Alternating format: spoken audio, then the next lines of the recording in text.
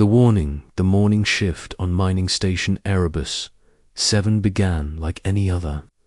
Captain Alina Vasquez stood in the observation deck, watching the automated extractors work the asteroid's surface. The massive machines moved with mechanical precision, their plasma cutters carving through rock like butter. Dust clouds drifted in the station's artificial gravity field, creating patterns that reminded her of ocean waves back on Earth. Dr. Marcus Chen approached with his usual cup of synthetic coffee, the steam rising in lazy spirals. His engineering uniform was already stained with lubricant from the morning diagnostics. The man never could stay clean when working with machinery. Production rates are up 12% this quarter, Chen said, settling beside her at the observation window. The new extraction algorithms are working better than expected. Alina nodded absently. Something felt different about today, though. She couldn't place what. The deep space sensors had been picking up unusual readings for the past week. Fluctuations in hyperspace that didn't match any known shipping lanes or natural phenomena. Any word from the outer perimeter buoys? She asked. Chen checked his tablet, scrolling through data streams. All quiet, though sensor array 7 has been showing some interference. Might be solar storm activity from the binary system. The mining station housed 300 souls, miners, engineers, support staff, and their families. Most had never seen combat beyond training simulations. They'd chosen the outer rim for its peace, its distance from the political turmoil of the inner systems. Here, among the asteroids, humans could work and build without interference. That peace shattered at 0847 station time. The proximity alarms screamed through every corridor. Elena's coffee cup hit the deck as she rushed to the command center. Emergency. Lights bathed everything in red. The main display showed contacts dropping out of hyperspace in perfect formation. 12 ships. Massive, elegant curves that suggested advanced technology.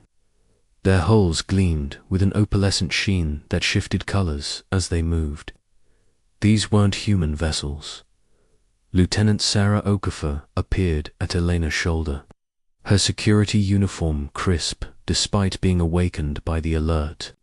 The young officer's dark eyes were alert, calculating. She'd served in the Colonial Defense Force before transferring to mining security. Alina had specifically requested her for that experience. Unknown configuration, Okafor reported. No matches. In our database, energy signatures are off the charts. Alina activated the station-wide communication system. Her voice echoed through every corridor, every hab module, every working area, all personnel to emergency stations. This is not a drill. Implement Protocol 7 immediately. Protocol 7. Lock down all critical systems. Secure sensitive data. Prepare for possible evacuation. It was something they'd practiced but never expected to use. Chen's fingers flew over his console, initiating automatic shutdown sequences for non-essential systems. The mining operations ceased. Extractors retracted into their bays. Power rerouted to shields and communications. The alien ships arranged themselves in a sphere around the station. Perfect spacing, perfect coordination. It spoke of military precision and overwhelming confidence. Incoming transmission, Okafor announced. Alina straightened her uniform jacket. First contact protocols ran through her mind, though she suspected. This wasn't going to be a friendly meeting. Put it through, the main screen flickered. When it cleared, Alina found herself looking at something that belonged in a nightmare. The being had an elongated skull that split into 3 distinct lobes. Its skin was pale gray, almost translucent, showing dark veins beneath, but the eyes were the worst part. 6 of them, arranged in 2 rows, each one focused with predatory intelligence. Primitive humans. The creature spoke in perfect standard English, though its voice carried harmonic undertones that made Elena's teeth ache. I am War Commander Vexvos of the Zaraketh Collective. You occupy space claimed by the Collective. You will evacuate this facility within 1 standard hour. Alina kept her expression neutral. Inside, her mind was racing. The Zaraketh Collective. She'd heard whispers of them in intelligence briefings. An expansionist empire that had been absorbing smaller civilizations for centuries. Their technology was supposedly centuries ahead of human capabilities. This is Captain Alina Vasquez of Mining Station Erebus 7, she replied formally. This facility operates under charter from the Terran Colonial Authority.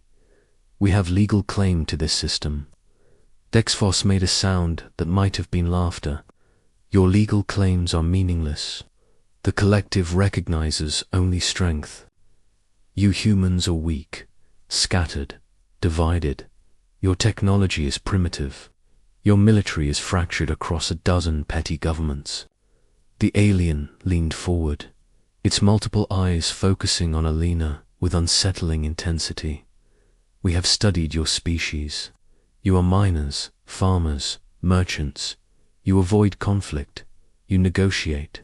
You compromise. This makes you useful as subjects, but useless as opponents. Alina felt a cold calm settling over her. She'd experienced it before, during her service years. The moment when all the noise and confusion crystallized into perfect clarity. When the path forward became absolutely clear. You have made an error in judgment, she said quietly. Have we? Dexphos seemed amused. Your station has minimal defenses. Our ships could reduce it to debris in minutes. Your nearest military support is weeks away. You have no options except compliance. Alina looked round the command center. Chen was at his engineering station, his fingers dancing over holographic controls. Okafor was coordinating with security teams throughout the station. Other crew members worked with quiet efficiency, following procedures they'd drilled countless times. These people had come to the outer rim seeking peace. They'd built something beautiful here, a place where humans could work together, create something lasting. Now aliens had arrived to take it away because they could, because they believed humans were weak. You're right about several things, Alina said, turning back to the screen. We are miners. We are scattered across many worlds. We do prefer negotiation to conflict. She paused, letting silence stretch between them. But you've misunderstood something fundamental about human nature. And what is that? Dexphos asked, still sounding amused. Elena's voice dropped to barely above a whisper, but it carried clearly through the CUM system. We gave you a straightforward warning. Perish. The alien's amusement faded. That is not a warning.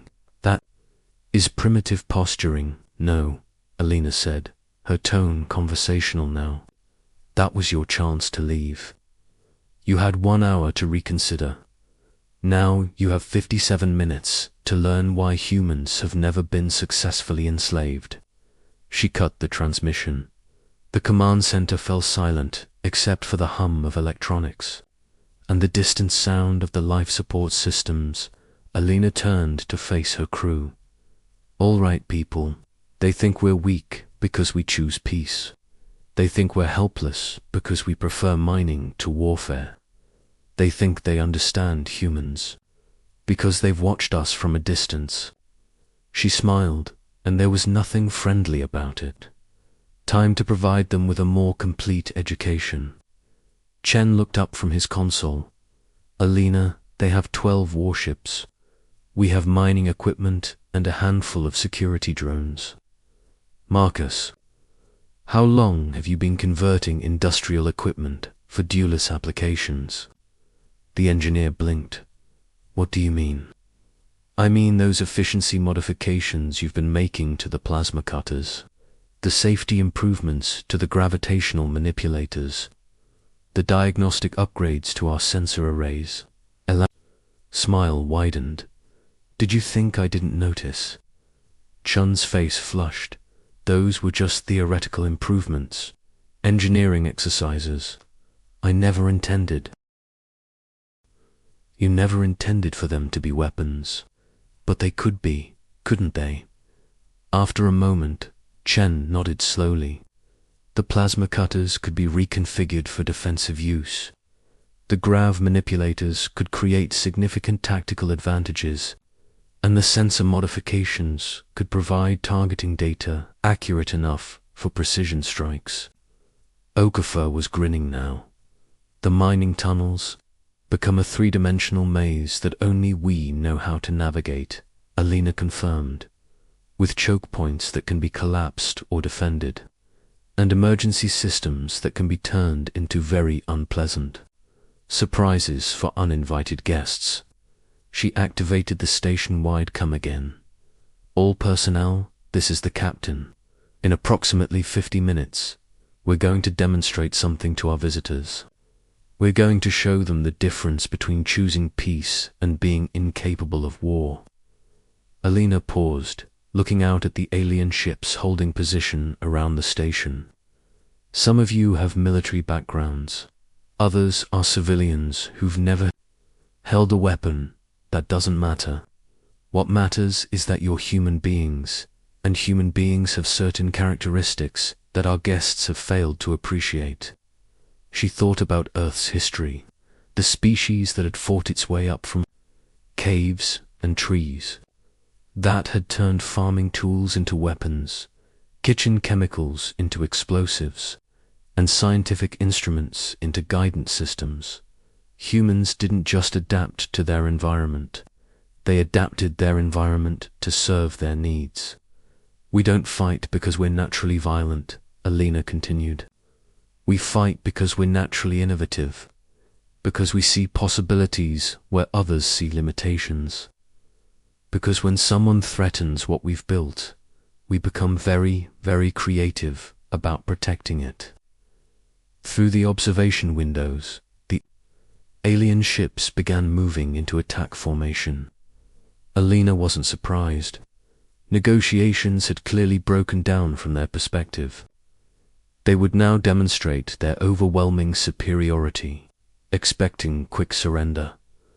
They were about to learn that superiority was relative. Dr. Chen, begin conversion protocols.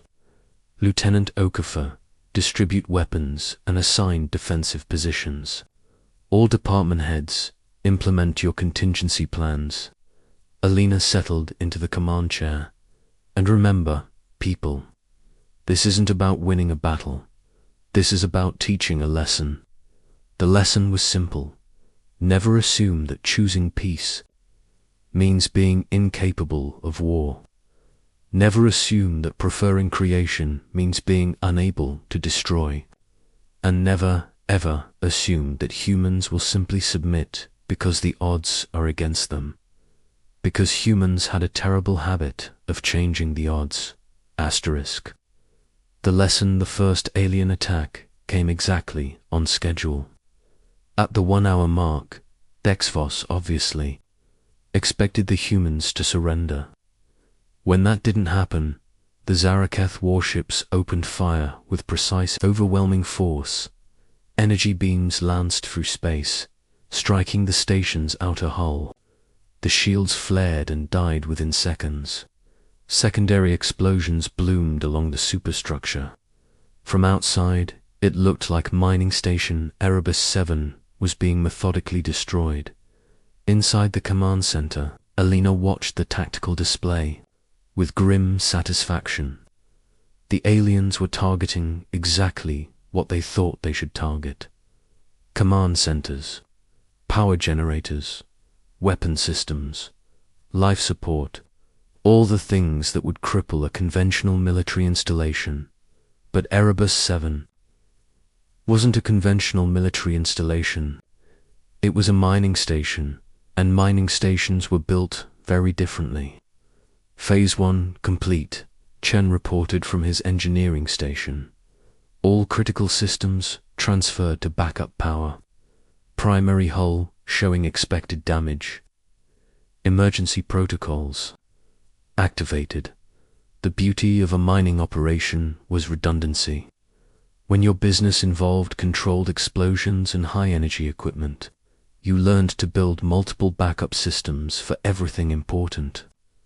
The aliens had just destroyed the obvious targets, while the real command center, power systems, and defensive capabilities remained hidden in the asteroid itself.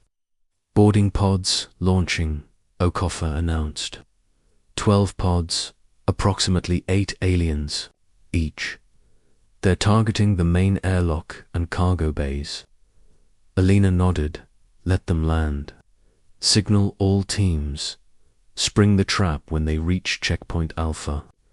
The Zaraketh had studied humans, but they'd studied them from a distance. They understood human politics, human trade, human diplomacy. What they didn't understand was human engineering, human psychology, or human warfare. The mining tunnels that honeycombed the asteroid weren't just excavation sites. They were a three-dimensional fortress that had been years in the making. Every tunnel had multiple access points, hidden passages, and emergency systems that could be weaponized. The gravity generators that helped move or could also create crushing pressure zones. The atmospheric processes that maintained air quality could flood sections with industrial gases. Most importantly, the tunnels were designed by humans for human use. The dimensions, the lighting, the layout, everything was optimized for human physiology and psychology. The first boarding party breached the main airlock without resistance. Alina watched through the security feeds as 8 tall, graceful aliens in advanced armor stepped into what appeared to be a crippled mining station. They moved with the confidence of a superior force taking possession of a defeated enemy. They advanced through the main corridor toward what their senses told them was the command center. The corridor was wide enough for their formation, well, and apparently undefended. Perfect for a rapid advance to secure key positions. The aliens reached checkpoint Alpha, a seemingly innocuous intersection where 3 corridors met. Alina nodded to Chen. The engineer's fingers danced over his console. Deep in the asteroid, mining charges detonated in precise sequence, not to collapse the tunnels that would be wasteful. Instead, the shaped charges created a controlled cave-in that sealed both ends of the corridor section, trapping the boarding party in a box with no exits. Then the gravity generators activated suddenly. The aliens found themselves experiencing 7 times normal gravity. Their advanced armor, designed for their homeworld's lighter conditions, became crushing weights. The elegant warriors who had moved with predatory grace now struggled to remain standing. Atmospheric modification, Phase 1, Chen announced. The air recyclers began introducing mining gases into the trapped section. Nothing immediately lethal. Humans weren't interested in simple murder. The gases would interfere with the aliens' breathing apparatus, while clouding their vision and confusing their senses. Alina opened a communication channel to the trapped boarding party. This is Captain Vasquez. You are now experiencing human mining techniques adapted for defensive purposes. Your armor will protect you from immediate harm, but you should be aware that we have escalating options available. Through the security feeds, she could see the aliens struggling to maintain formation. Their energy weapons fired at the walls. But the mining charges had collapsed the tunnels in a way that redirected energy attacks harmlessly into the rock. Your comrades in the other boarding areas are experiencing similar accommodations, Alina continued conversationally. We've taken the liberty of adjusting local conditions to demonstrate human engineering capabilities. The tactical display showed that all 12 boarding parties were now contained. Some were trapped in high-gravity zones. Others found themselves in corridors where the lighting had been reconfigured to strobe at frequencies that interfered with alien vision. 2 parties were dealing with sudden temperature variations as the environmental systems cycled between extreme heat and cold. This is a demonstration, Alina explained to her captive audience. We could have simply killed you. All humans are very good at killing when necessary. Instead, we're providing you with data. Dexphos's voice crackled over the comm system.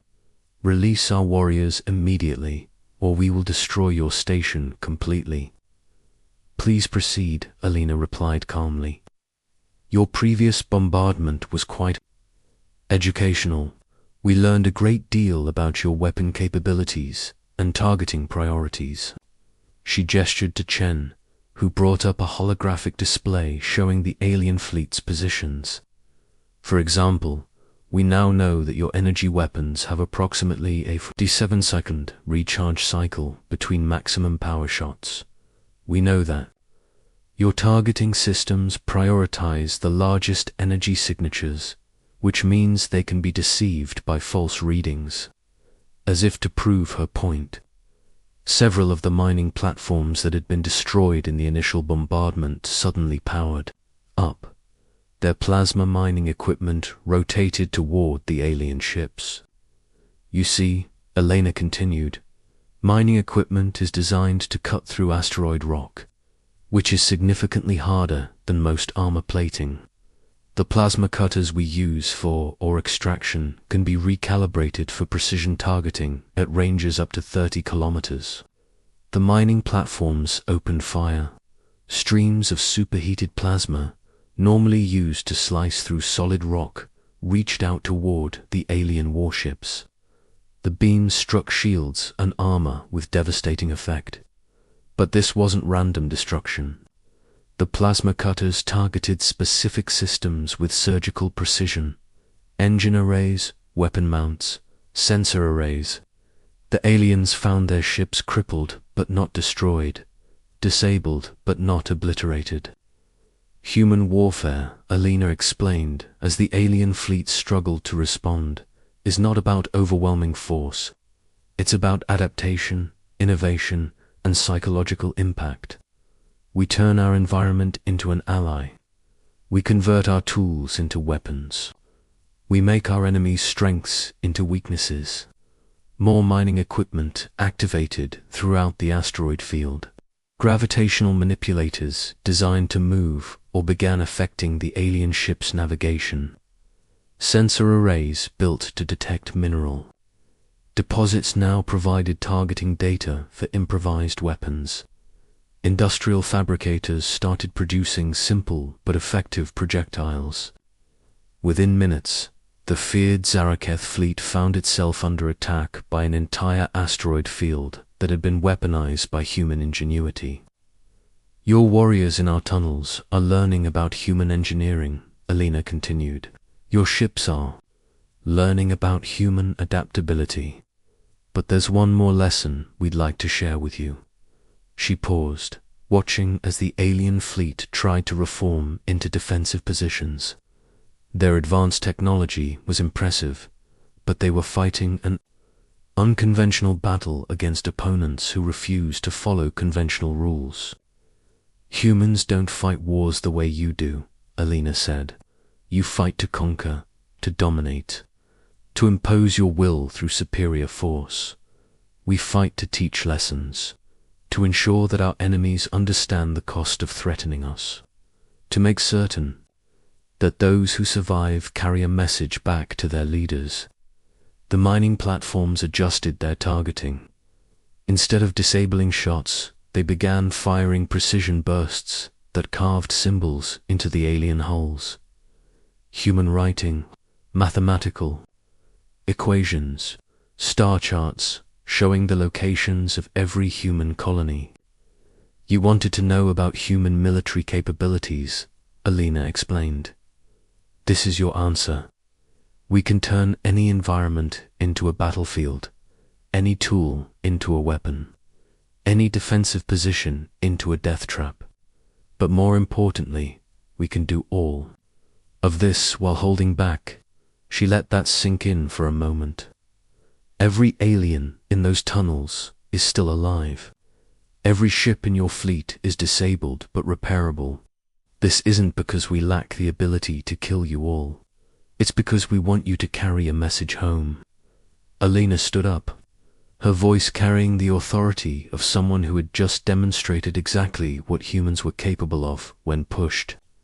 Tell the Zaraketh Collective that humans choose peace, not from weakness, but from strength. Tell them that our scattered colonies and divided governments hide a unity of purpose that emerges when we're threatened. Tell them that our preference for negotiation shouldn't be mistaken for inability to fight. The communication channel crackled with silence. Most importantly, Alina concluded, tell them that when humans give a warning, it's exactly that, a warning, not a threat, not posturing, not weakness. We say perish because we're offering you the chance to avoid learning what happens when we stop talking and start teaching. She nodded to Chen and Okafor. Throughout the asteroid field, the improvised weapons powered down. The gravitational effects ceased. The environmental hazards in the tunnels returned to normal. You have 1 hour to collect your boarding parties and withdraw from this system, Alina announced. We're returning to our mining operations. We suggest you return to your territory and reconsider your expansion plans. The main screen flickered. Back to show Vexvos. The alien's expression had changed completely. The predatory confidence was gone, replaced by something that might have been respect or fear. This will not be forgotten, the war commander said quietly. That's the point, Alina replied. Humans remember everything, and we make sure our enemies do too. The alien ships began withdrawing, moving slowly as their damaged systems struggled to function. Alina watched them go, knowing that word would spread. The Zaraketh Collective would remember this day. They would remember that humans had defeated their elite forces using mining equipment and industrial systems. More importantly, they would remember that humans had held back, that this demonstration of capability came with restraint that spoke of even greater power held in reserve. As the last alien ship disappeared into hyperspace, Alina turned to her. Crew, they had returned to their posts, ready to resume the peaceful work of mining and building. But now they carried themselves differently. They had faced an overwhelming enemy and won not through superior firepower, but through superior thinking. All right, people, Alina said with a smile. Let's get back to work. We have ore quotas to meet. But first, she made a note in her personal log. The galaxy had just learned something new about humans, and Alina suspected that lesson would be remembered for a very long time indeed.